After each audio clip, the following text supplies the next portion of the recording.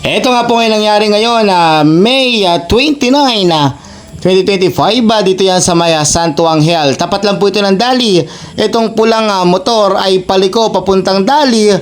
Tapos pagkaliko niya, bahala na si Batman na hindi niya alam may nasa likod siya, bangga ng rider na black. Ito pong pulang motor ay nasugatan yung kanyang driver kasi na untog siya sa side stand. Side stand ba yun? Dito sa apakan, dito sa may rider, tumama yung kanyang kaliwang ulo. Yun, labas ang dugo, type C. Buti na lang dito agad yung ating konsehal Emma. Siya yung agad na responde at tinignan na kung may mga license ba tong mga rider na to at kung ano yung nangyari. So itong kulay pulang motor ay walang license, tapos yung rider naman ay student license. So dito wala silang karapatan mag-drive ng motor. Ayun. Tapos si Konsehal Emma ay tumawag na rin sa barangay para agad magresponde ng ambulance. Nagpunta naman sina Konsehal Ton at isa niyang tanod. Yan. Tapos pagresponde nila, pinunta muna itong nakapulang motor, driver ng pulang motor sa ospital upang magamot muna. Ayan. Kasi pawala na ng dugo, paputla na eh.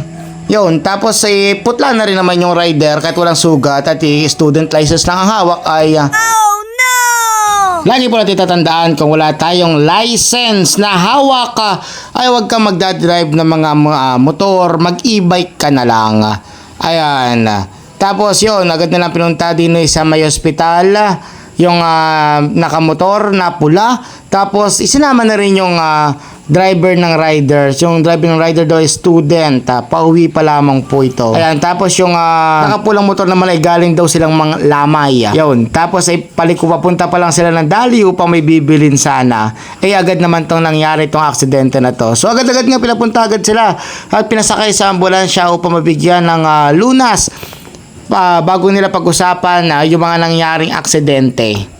So yun, paalala lang to na magdahan-dahan sa daan at tandaan ninyo guys, Santo Angel to, dahan-dahan kayo kung ayaw maging anghel agad. Yun lang, nabili pa ako sa Dali, babalik muna at babayaran ko yung pinamili ko. Ako yung lumabas ng taga para mag-video, nagkikismoso dito. Tinatawag na ako ng mga nakapila doon at bayaran ko doon pinamili ko.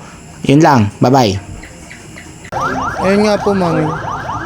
Kaya sabi ko kahit malapit malayo, helmet dapat kailangan eh. Ayun, ito ba?